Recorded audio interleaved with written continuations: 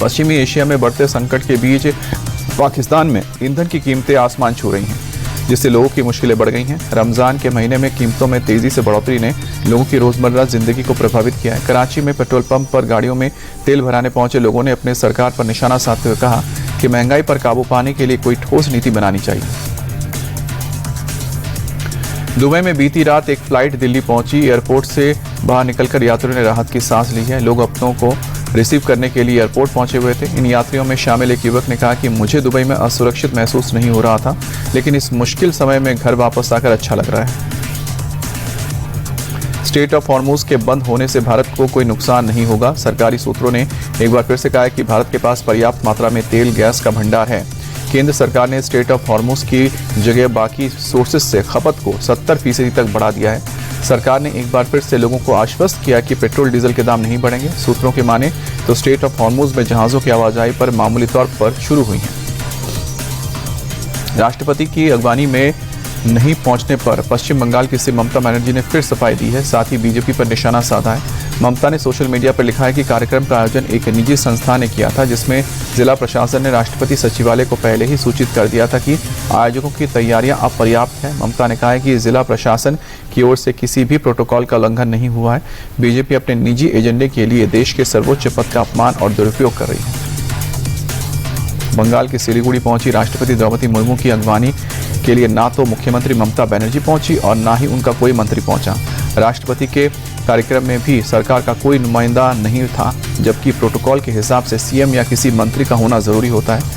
इस पर राष्ट्रपति ने नाराजगी जताते हुए कहा कि ममता बनर्जी मुझे बंगाल नहीं आने देती हैं। शायद मेरी छोटी बहन किसी बात से मुझसे नाराज है। राष्ट्रपति के कार्यक्रम में ममता बनर्जी के ना आने पर पीएम मोदी ने टीएमसी पर निशाना साधा। उन्होंने कहा कि टीएमसी ने राष्ट्रपति का अपमान किया है। बंगाल की टीएमसी सरकार ने सारी हदें पार कर दी हैं। राष्ट्रपति द्रौपदी मुर्मू ने आज जो पीड़ा जाहिर की थी, उससे बहुत दुख हुआ है। राष्ट्रपति का पद राजनीति से ऊपर है। पद की गरिमा का हमेशा सम्मान किया जाना चाहिए। अमित शाह और नितिन नवीन ने भी ममता पर निशाना साधा। पीएम मोदी आज दिल्ली में 33,500 करोड़ की नई परियोजनाओं का उद्घाटन शिलान्यास करेंगे। प्रधानमंत्री 18,300 करोड़ की दिल्ली मेट्रो परियोजना का उद्घाटन और शिलान्यास भी करेंगे, जिसमें 2 नए corridor Majlis park, Maujpur, Babarpur, pink line और दिवाली चौक है। मजलिस पार्क, मेजेंटा लाइन का उद्घाटन शामिल है। इसके अलावा 3 नए कॉरिडोर की आधारशिला भी रखेंगे। कार्यक्रम से पहले प्रधानमंत्री सरोजिनी नगर में ग्रैब टाइप 5 क्वार्टर का दौरा करेंगे और महिला आवंटियों को घरों की चाबियां सौंपेंगे। बिहार के सीएम नीतीश कुमार के बेटे निशांत कुमार आज से राजनीतिक पारी शुरू करने जा रहे हैं। निशांत कुमार आज दोपहर 1 बजे जेडीयू की सदस्यता ग्रहण कर औपचारिक रूप से पार्टी का कामकाज संभालेंगे। निशांत कुमार आने वाले दिनों में पूरे बिहार का दौरा भी करेंगे। निशांत कुमार की जेडीयू में एंट्री नीतीश कुमार के राज्यसभा जाने के फैसले के बाद हो रही है। भारत अमेरिका ट्रेड डील पर कांग्रेस नेता राहुल गांधी ने एक बार फिर से पीएम मोदी पर निशाना साधा है। राहुल ने आरोप लगाया कि पीएम ने अमेरिका के साथ व्यापार समझौते पर हस्ताक्षर कर देश के साथ विश्वासघात किया है। इसके साथ ही उन्होंने दावा किया है कि समझौते से भारत के किसानों और छोटे कारोबारियों को नुकसान होगा। केरल में पुथुयुक यात्रा के दौरान राहुल गांधी ने कहा है कि प्रधानमंत्री ने देश को निराश किया है। राहुल गांधी ने दावा किया कि यूएस के किए गए समझौते के बुरे नतीजे किसान और छोटे कारोबारियों को भुगतने पड़ेंगे। यूपी के सीएम योगी ने मथुरा की कृष्ण जन्मभूमि के दर्शन के बाद कहा कि अगर कृष्ण भगवान की कृपा हुई है तो अयोध्या की तरह यहां भी भव्य और दिव्य मंदिर बनकर तैयार होगा। योगी के इस बयान और श्रद्धालुओं के स्थानीय निवासी उत्साहित हैं। योगी ने विश्वास दिलाया कि जन्मभूमि में भी अयोध्या की तरह ही एक अलौकिक और भव्य मंदिर का निर्माण होगा, जो न केवल आस्था का केंद्र बनेगा बल्कि विश्व भर के श्रद्धालुओं को आकर्षित करेगा। भव्य मंदिर के निर्माण से पर्यटन को बढ़ावा मिलेगा, जिससे स्थानीय अर्थव्यवस्था को गति मिलेगी। गौ तस्करी के शक में 2 लोगों की हत्या करने का आरोपी मोनू मानेसर हाईकोर्ट से जमानत मिलने के बाद जेल से बाहर आ गया है। वो पिछले 2.5 साल से भरतपुर की सेवर जेल में बंद था। मोनू मानेसर को बुलेट प्रूफ जैकेट पहनाकर पुलिस एस्कॉर्ट में ले जाया गया।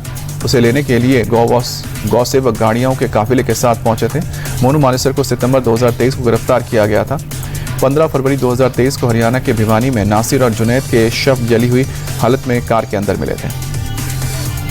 मेरठ में यूट्यूबर बिग बॉस 17 के पार्टिसिपेंट अनुराग डोभाल ने खुदकुशी करने की कोशिश की। उसने दिल्ली मेरठ एक्सप्रेसवे पर 200 की रफ्तार से फॉर्च्यूनर कार को पलट दिया। कार डिवाइडर से टकराकर पास देहरादून वाली लेन पर जा गिरी, जिससे उसके परखच्चे उड़ गए। युवक को मेरठ के एक निजी अस्पताल में एडमिट कराया गया है। सुसाइड अटेम्प्ट का लाइव वीडियो भी सामने आया है। दिल्ली के नांगलोई में एक घर में चलाई जा रही अचार फैक्ट्री में बड़ा हादसा हो गया। फैक्ट्री के कुएं में बेहोश होकर गिरे एक मजदूर को बचाने गए मालिक और उनके 2 बेटे भी बेहोश हो गए। तीनों को अस्पताल ले जाया गया, जहां डॉक्टर ने पिता पुत्र को मृत घोषित कर दिया। पुलिस और फॉरेंसिक टीम मामले की जांच कर रही है। यूपी के रामपुर में सड़क हादसे का भयानक वीडियो सामने आया है। यहां सड़क पर मुड़ने की कोशिश कर रही एक स्कॉर्पियो कार को तेज रफ्तार से आ रहे दूसरे स्कॉर्पियो ने जोरदार टक्कर मार दी। उसके बाद स्कॉर्पियो कई बार पलटते हुए दूर जा गिरी। हादसे में स्कॉर्पियो चला रहा कार चालक गंभीर रूप से घायल हो गया। यह हादसा रामपुर के शाहबाद थाना क्षेत्र के मांगली गांव में हुआ है। तेलंगाना में मुख्यमंत्री रेवंत रेड्डी की मौजूदगी में 130 नक्सलियों ने सरेंडर किया है। माओवादियों ने आत्मसमर्पण कर AK-47 समेत 124 हथियार डाले। सरेंडर करने वाले नक्सलियों में 125 छत्तीसगढ़, 4 तेलंगाना और 1 आंध्र प्रदेश के हैं। तेलंगाना सरकार के DGP ने दावा किया है कि सरेंडर के बाद प्रदेश से नक्सली समितियां खत्म हो गई हैं। केंद्र सरकार का कहना है कि 31 मार्च तक देश से नक्सलवाद पूरी तरह से खत्म होगा। मध्य प्रदेश के रायसेन से हैरान करने वाला वीडियो सामने आया। रायसेन के किले में कुछ युवक अवैध हथियारों की टेस्टिंग करते दिखे। अवैध तौर पर बनाए गए गोला बारूद से दहशत फैलाने की कोशिश हुई, जिस पर HRD ने बड़ा एक्शन लेते हुए नोटिस जारी किया है। मानव अधिकार आयोग ने कहा है कि इस मामले पर वन विभाग ने कार्रवाई करनी चाहिए। ये लोग महादेव मंदिर में पूजा करने से रोकते हैं, लेकिन ऐसे अपराधियों पर अब तक कोई एक्शन नहीं लिया गया। जम्मू कश्मीर के बारामूला में मिडिल स्कूल में आग लगने से इलाके में अफरा तफरी मच गई। देखते ही देखते आग ने पूरे स्कूल को अपनी चपेट में ले लिया। सूचना मिलते ही मौके पर दमकल की गाड़ियां पहुंची और कड़ी मशक्कत के बाद आग पर काबू पाया। इस हादसे में किसी तरह की जनहानि नहीं हुई है। फिलहाल आग लगने की वजह की जांच की जा रही है। भोपाल में तेज रफ्तार कार बेकाबू होकर खदान में जा गिरी, जिससे एक युवक की मौत हो गई, जबकि 2 लोग गंभीर रूप से घायल हो गए, जिन्होंने इलाज के लिए अस्पताल में भर्ती कराया गया है। हादसे की खबर फैलते ही मौके पर लोगों की भीड़ जुट गई है। काफी मशक्कत के बाद घायलों को बाहर निकाला गया। फिलहाल पुलिस हादसे की जांच में जुटी है। पेरू में नाइट क्लब में हुए बम विस्फोट में नाबालिगों सहित 33 लोग घायल हो गए हैं, जिनमें से 5 की हालत गंभीर बताई जा रही है। पेरू के उत्तरी तट के पास टुजिलो प्रांत में डाली नाइट क्लब में तड़के विस्फोट हुआ। ये क्षेत्र हाल ही में हिंसा और आपराधिक वारदात से ग्रस्त रहा है। केन्या की राजधानी में भारी बारिश की वजह से 23 लोगों की मौत हो गई। कुछ लोगों की जान डूबने से गई है, जबकि कई लोग बिजली गिरने से मारे गए हैं। भारी बारिश की वजह से उड़ानें भी प्रभावित हो गई हैं और लोग घंटों तक ट्रैफिक में फंसे रहे। हालात को देखते हुए कई जगहों पर सेना की तैनाती भी की गई है।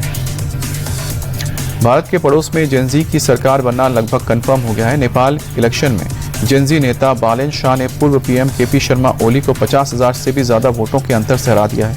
नेपाल की झापा 5 सीट पर बालेन शाह को करीब 69,000 वोट मिले हैं। वहीं पर पूर्व PM ओली को करीब 19,000 वोट मिले हैं। 3 से लेकर 4 दिनों में तस्वीर साफ हो जाएगी, लेकिन अभी तक आए रुझानों में बालेन शाह की पार्टी को सबसे ज्यादा सीटें मिलती दिख रही हैं। अहमदाबाद में आज T20 विश्व कप का फाइनल मुकाबला खेला जाएगा। नरेंद्र मोदी स्टेडियम में शाम को 7 बजे में मुकाबला शुरू होगा। भारत तीसरी बार T20 विश्व कप खिताब जीतने उतरेगा, तो वहीं पर न्यूजीलैंड पहली बार T20 विश्व कप चैंपियन ट्रॉफी जीतने उतरेगी। T20 में न्यूजीलैंड पर भारत का पलड़ा भारी है। दोनों टीमों के बीच अब तक 30 मुकाबलों में टीम इंडिया ने 18 मैचों में जीत दर्ज की है, जबकि न्यूजीलैंड की टीम 11 मैचों में जीत दर्ज करने में कामयाब हो पाई है। एक मैच बेनतीजा रहा है। टीम इंडिया 15वीं बार ICC टूर्नामेंट का फाइनल खेलने उतरेगी। 1983 में पहली बार कपिल देव की कप्तानी में वनडे वर्ल्ड कप में जीत दर्ज की थी। T20 विश्व कप के फाइनल में उतरते ही भारत और न्यूजीलैंड की टीम ICC के तीनों फॉर्मेट में खेलने की रिकॉर्ड बनाएगी। इससे पहले one day world cup test championship के फाइनल में दोनों टीमों के बीच टक्कर हो चुकी है। टीम इंडिया की नज़र 8वीं बार ICC खिताब जीतने पर होगी। भारत अब तक 7 ICC फाइनल जीत चुका है। टीम इंडिया T20 विश्व कप तीसरी बार जीतकर सबसे अधिक बार T20 चैंपियन बनने का रिकॉर्ड बनाने की कोशिश करेगी। भारत के अलावा वेस्टइंडीज और इंग्लैंड की टीम 2-2 बार T20 वर्ल्ड कप जीतने में कामयाब हो पाई है। पाकिस्तान, श्रीलंका और ऑस्ट्रेलिया एक-एक बार यहां पर चैंपियन बनी है। T20 वर्ल्ड कप के फाइनल से पहले न्यूजीलैंड टीम के कैप्टन मिचेल स्टैनर ने खेला माइंड गेम। कहा कि ट्रॉफी जीतने के लिए अरबों भारतीय प्रशंसकों का दिल तोड़ना पड़े तो तोड़ेंगे, इसमें हमें कोई एतराज नहीं है। सैंटनर के बयान पर भारतीय कैप्टन सूर्य कुमार यादव ने पलटवार किया। कहा कि कुछ नया लेकर आइए, हर कोई वही बात कर रहा है। टीम परिस्थिति के हिसाब से खेलेगी और लक्ष्य चाहे जो भी हो उसे हासिल करना, डिफेंड करने की पूरी कोशिश करेगी। T20 वर्ल्ड कप के फाइनल को देखने के लिए रेलवे की तरफ से एक खास ट्रेन चलाई जाएगी। बीती रात ये ट्रेन मुंबई से अहमदाबाद के लिए रवाना हो गई है। इस दौरान भारतीय क्रिकेट फैंस का जोश देखते ही बन रहा था। रवाना होने से पहले क्रिकेट फैंस ने भारत को बेस्ट टीम बताते हुए कहा कि टीम की बल्लेबाजी बहुत मजबूत है और टीम इंडिया निश्चित रूप से विश्व कप जीतेगी। T20 वर्ल्ड कप का फाइनल देखने के लिए दिल्ली से भी बीती रात एक विशेष ट्रेन अहमदाबाद के लिए रवाना हुई। इस दौरान क्रिकेट फैंस में उत्साह देखने को मिला। भारतीय क्रिकेट टीम के एक फैन ने कहा कि मैच के लिए बहुत उत्साहित हूँ।